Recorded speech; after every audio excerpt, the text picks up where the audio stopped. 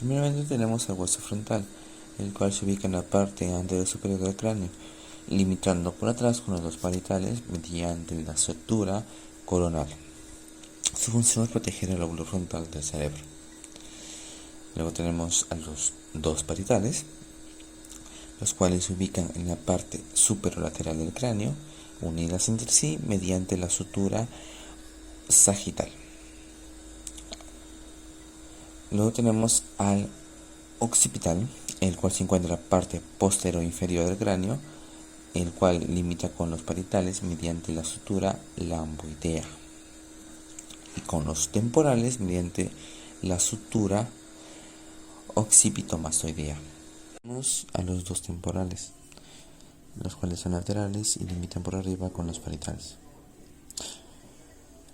Aquí entre los parietales encontramos a la sutura escamosa.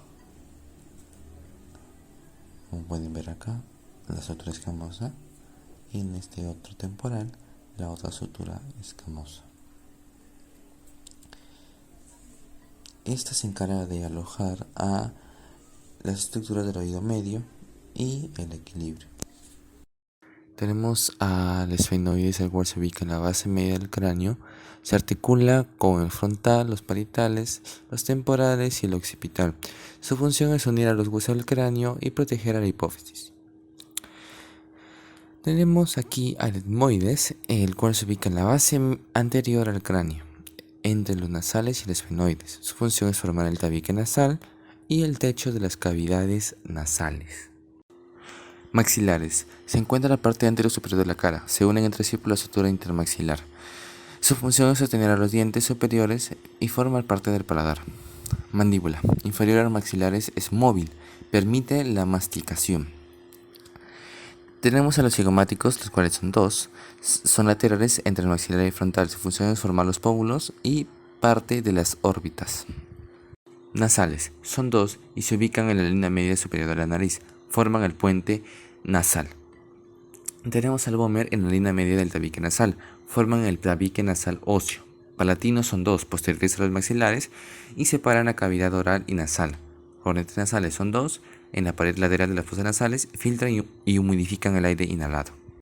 Continuando con la exposición, les voy a hablar sobre los huesos del tórax, que están compuestos por 24 costillas y el esternón. El esternón, ubicado en medio, nos va a permitir unir a las clavículas mediante las carillas articulares claviculares. Y por la parte lateral va a permitir unir a las costillas mediante las carillas articulares costales. Estas carillas, tanto en la parte superior como lateral, no son visibles puesto que la unión ya está hecha en esta ostamenta, pero están ahí presentes. Existen tres tipos de costillas. Los 7 primeros pares de costillas se van a unir directamente al esternón, por lo que serán llamadas costillas verdaderas. Los 3 pares de costillas siguientes son denominadas costillas falsas, puesto que se unen indirectamente con el esternón, mediante sus cartílagos, que es la parte sombreada que podemos observar en esta parte de las costillas. Por último, podemos observar 2 pares de costillas flotantes, es decir, que no se unen directamente al esternón, y por eso se van a denominar costillas falsas. La par presente en las costillas se va a unir por la parte posterior a cada una de las 12 vértebras dorsales, lo cual les va a permitir una gran movilidad para que se produzcan los movimientos de inspiración y expiración pertenecientes a la respiración. Por lo tanto, tanto la parte dura como la parte cartilaginosa de cada costilla es lo que le permite esta movilidad y se complementa con cada par de, disculpe, con cada vértebra, con cada una de las 12 vértebras dorsales, que también a su vez se van a complementar al momento de la respiración, permitiéndole cambiar el volumen de la caja torácica. Para finalizar, el tórax o caja torácica es un armazón que va a tener como función principal o función básica el contener a los pulmones y al corazón, que a su vez va a tener la habilidad de modificar su volumen para que éste se adapte a los cambios debidos a la respiración. Las extremidades superiores del esqueleto humano están conformadas por la clavícula, hueso largo. Su función principal es conectar el esqueleto axial con el apendicular, acromión, proyección de la escápula que forma la punta del hombro. Su función principal es estabilizar la articulación acromioclavicular. Escápula, hueso plano ubicado en la parte posterior del tórax. Su función principal es estabilizar y conectar al hombro.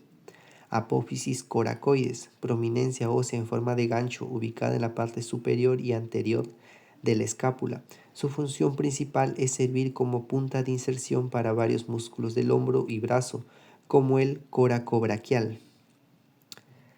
Articulación escápulo-humeral. Se ubica entre la cabeza del húmero y la cavidad glenoidea de la escápula, ubicada en el hombro. Función principal: permite una gran cantidad de movimientos del brazo. Húmero, hueso más largo y grande del brazo, localizado entre el hombro y el codo. Función principal es proporcionar soporte y una gran gama de movimientos. Articulación del codo. Conecta el brazo con el antebrazo, permitiendo la flexión y extensión. Se ubica en la parte media del brazo. Radio, hueso largo ubicado en la parte lateral del antebrazo. Su función principal es permitir los movimientos de pronación y supinación del antebrazo y la mano, así como soportar los músculos del antebrazo. Cúbito, hueso largo del antebrazo ubicado medialmente al radio. Función principal: participa en la articulación de la muñeca junto con el radio y los huesos del carpo. Articulación de la muñeca. Se ubica en la extremidad superior distal entre el antebrazo y la mano. Su función principal es permitir movimientos de flexión, extensión, abducción y aducción de la mano. Huesos carpianos están conformados por trapecio. Su función principal: movimiento y estabilidad del pulgar. Hueso escafoides. Su función principal: estabilidad de la muñeca y conexión entre filas carpianas. Hueso semilunar. Flexión y extensión de la muñeca y transmisión de fuerzas. Hueso piramidal. Su función principal: movimientos de la muñeca, especialmente desviación cubital. Hueso pisiforme. Su función principal: inserción muscular y ligamentosa, ayuda en flexión y aducción. Hueso ganchoso. Su función principal es inserción muscular y ligamentosa. Hueso grande. Su función principal es ser eje central de movimiento y transmisión de fuerzas. Hueso trapezoide. Su función principal: estabilidad del dedo índice y movimientos finos. Huesos metacarpianos. Su función principal es permitir la articulación con los carpianos y las falanges. Falanges. Están incluidas falanges proximales, falanges medias y falanges distales. En el caso del pulgar solo hay falanges proximales y falanges distales. Su función principal es proporcionar soporte estructural y flexibilidad a los dedos. La columna vertebral, también conocida como espina dorsal, es una estructura ósea formada por vértebras que se extiende desde la base del cráneo hasta la pelvis. Su función principal es proteger la médula espinal, sostener el peso del cuerpo y permitir el movimiento. La columna está dividida en 5 partes. Comenzamos con las vértebras cervicales, que son 7. La primera, conocida como atlas, se articula con el hueso occipital y sostiene el cráneo. Le sigue la segunda vértebra, el axis o C2, que posee una apófisis llamada apófisis odontoides, la cual permite el giro del cráneo, un movimiento conocido como movimiento de rotación. Entre C2 y C3 estamos más o menos a la altura de la mandíbula. La C3 coincide con el hueso hioides, ubicado en la parte anterior del cuello. Un poco más abajo, entre C4 y C5, se encuentra la glándula tiroides.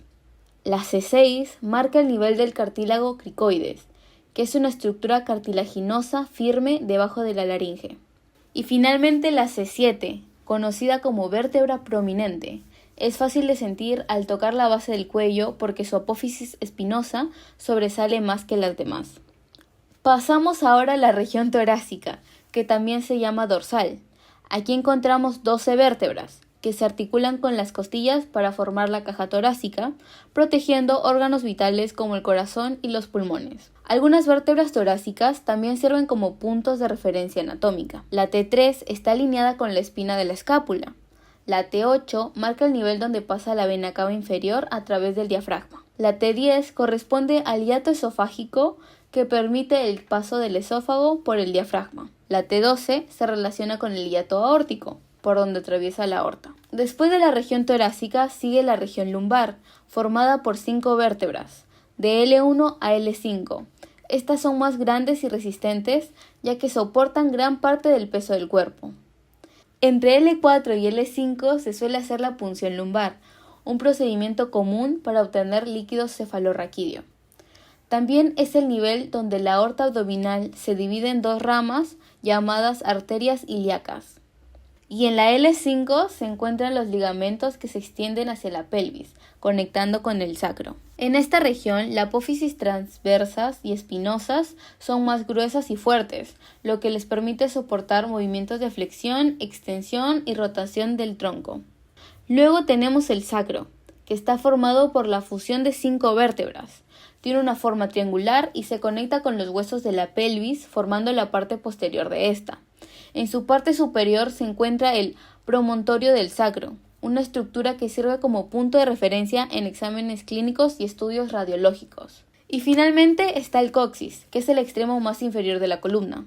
Está formado por 3 a 5 vértebras fusionadas, y aunque no tiene una función estructural muy grande, es un vestigio evolutivo de lo que fue una cola en nuestros antepasados.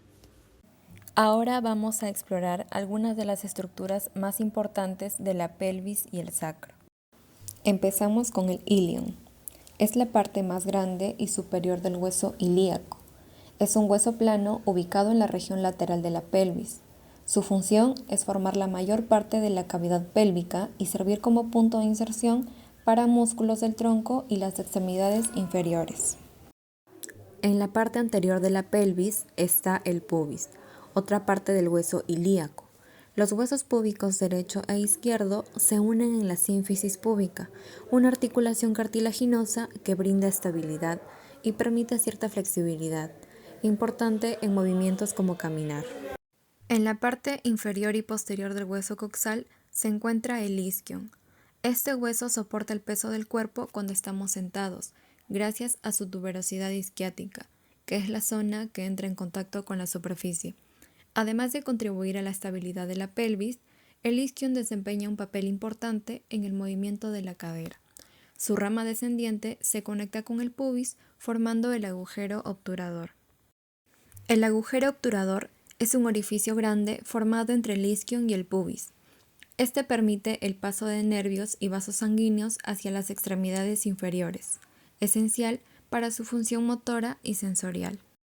En la parte lateral del hueso ilíaco se encuentra la cavidad cotiloidea o acetábulo, donde se articula la cabeza del fémur para formar la articulación de la cadera. Esta estructura trabaja en conjunto con el resto del hueso ilíaco para proporcionar estabilidad y movilidad al cuerpo. Moviéndonos hacia la parte posterior de la pelvis, encontramos el sacro. En su base, el sacro se articula con la columna lumbar para transmitir el peso del cuerpo hacia atrás de la pelvis. A lo largo del sacro están los agujeros sacros, que permiten el paso de nervios y vasos hacia las extremidades inferiores, facilitando la función motora y sensorial. Empezamos con el fémur, el hueso más largo, fuerte y pesado del cuerpo humano. Se ubica en el muslo y conecta la pelvis con la rodilla. En su extremo superior encontramos la cabeza femoral, una estructura redondeada que se articula con el acetábulo del hueso coxal, formando la articulación coxofemoral o de la cadera, permitiendo movimientos amplios como la rotación, flexión y extensión. Luego sobresalen 2 prominencias óseas, el trocánter mayor, también llamado tuberosidad externa, que se proyecta lateralmente y sirve como punto de inserción para varios músculos del glúteo, y el trocánter menor, o tuberosidad interna, más pequeña y ubicada hacia la parte medial y posterior, también con funciones de inserción muscular.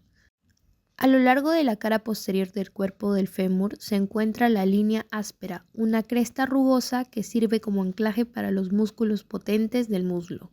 Finalmente, en el extremo distal están los cóndilos medial y lateral, que se articulan con la tibia y la patela, formando parte de la articulación de la rodilla. Ahora la patela, también conocida como rótula, es un hueso corto situado en la parte anterior de la rodilla. Se comporta como un hueso sesamoideo, pues se desarrolla y ubica en el interior del tendón del músculo cuádriceps femoral, cual función es proteger la articulación y aumentar la eficiencia del cuádriceps al extender la pierna. Tiene una cara anterior, que es convexa y palpable, y una cara posterior, que articula con los cóndilos del fémur. Más abajo tenemos a la tibia, que es un hueso largo y resistente situado en la parte medial de la pierna. En su extremo proximal tiene dos superficies articulares llamadas cóndilos medial y lateral, que se conectan con los cóndilos del fémur. Justo por debajo de la articulación de la rodilla, en la parte frontal de la tibia se encuentra la tuberosidad anterior, un punto de inserción para el tendón rotuliano y una zona que puedes palpar fácilmente. A lo largo de su cuerpo se encuentra la cresta anterior, un borde afilado característico, y en su extremo distal, la tibia forma parte de la articulación del tobillo, junto con el hueso del pie llamado astrágalo. Allí se proyecta el malleolo medial, una prominencia ósea visible en el lado interno del tobillo que brinda estabilidad. Finalmente tenemos al peroné o fíbula. Es un hueso más delgado que se ubica paralelo a la tibia, en el lado lateral de la pierna.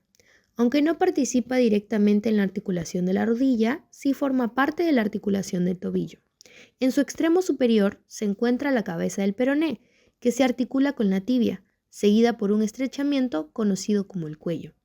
A lo largo del cuerpo del peroné, delgado y alargado, se insertan numerosos músculos.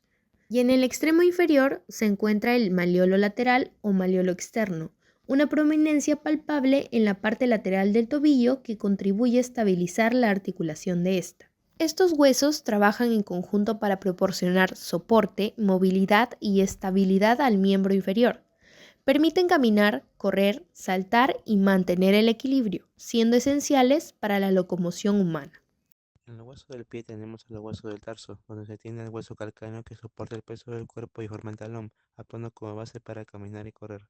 Luego tenemos el hueso astrágalo, que permite el movimiento del tobillo junto a la tibia y el peroné. El coboides proporciona estabilidad y soporte, además se articula con el cuarto y quinto metatarsiano. El escafoides o llamado navicular ayuda a mantener el arco del pie y es fundamental para la marcha y el equilibrio.